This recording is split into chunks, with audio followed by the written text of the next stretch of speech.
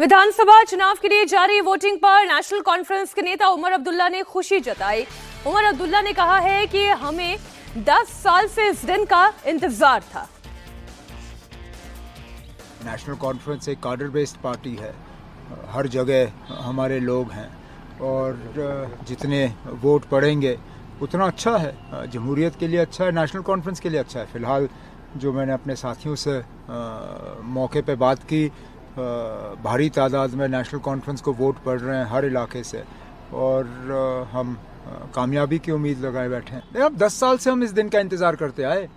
हमें तो समझ में नहीं आता कि 18 के बाद हमें इतनी देर जमहूरियत से अलग क्यों रखा गया, हमारा हक हमसे छीना क्यों गया। मुद्दे इस इलेक्शन में बहुत हैं। हमने कोशिश की कि मुद्दों के हवाले से हम लोगों से बात करें और उन्हें बताएं कि अगर 5 साल के लिए उन्होंने हमें अपनी कीमती वोटों से नवाजा तो हम उनके लिए क्या करेंगे। और 8 अक्टूबर तक इंतज़ार करेंगे, लेकिन अभी तक जो रिपोर्टें आ रही हैं अच्छी आ रही हैं। इस वक्त हमारे दो सहयोगी अनंतनाग से मंसूर मीर, रामबन से मनीष प्रसाद जुड़ गए हैं। मंसूर, अभी तक जितने लोगों के रिएक्शन मैं सुन पाई हूं, आप लोगों ने जितने लोगों के रिएक्शन दर्शकों तक पहुंचाए हैं, उससे एक मतलब तो बड़ा साफ है, 370 हटने की एक तरीके की खुशी, एक तरीके की राहत तो काफी लोगों में दिखाई दे रही है, लेकिन उससे ज्यादा बड़ी खुशी इस बात की है कि 10 साल के बाद ही सही, लेकिन वो अपनी सरकार खुद चुन रहे हैं।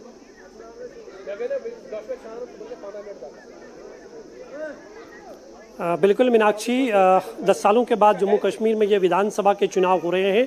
न सिर्फ राजनीतिक दलों को बल्कि आम लोगों को भी इन चुनावों का इंतज़ार बड़ी बेसब्री से था और जैसे ही चुनावों की घोषणा की गई और उसके बाद जो माहौल हमने पूरे कश्मीर में 35 सालों के बाद देखा, वो एक अलग तस्वीर बयान कर रहा था। निस्संदेह ही आर्टिकल 370 हटाए जाने के बाद जम्मू कश्मीर में हो रही ये चुनाव पिछले कहीं चुनावों से बिल्कुल अलग है।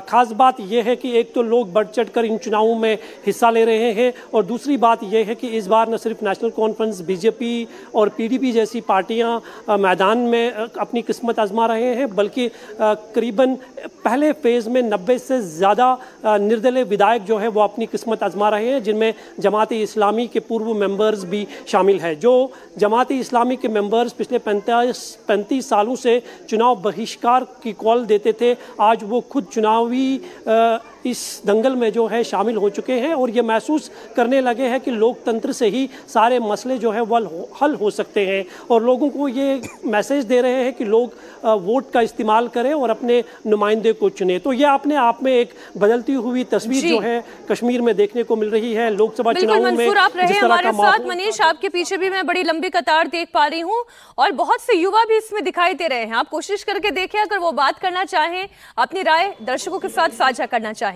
मनीष जी मीनाक्षी, बिल्कुल ये एक रामबन बहुत ही इंपॉर्टेंट सीट है, उसके साथ साथ पास में ही बनिहाल सीट है जहां पर फ्रेंडली मैच है एक तरीके से, लेकिन यहां पर जो लोग हैं कतारों में हैं और अपनी बात रखना चाहते हैं। सर, क्या नाम है आपका?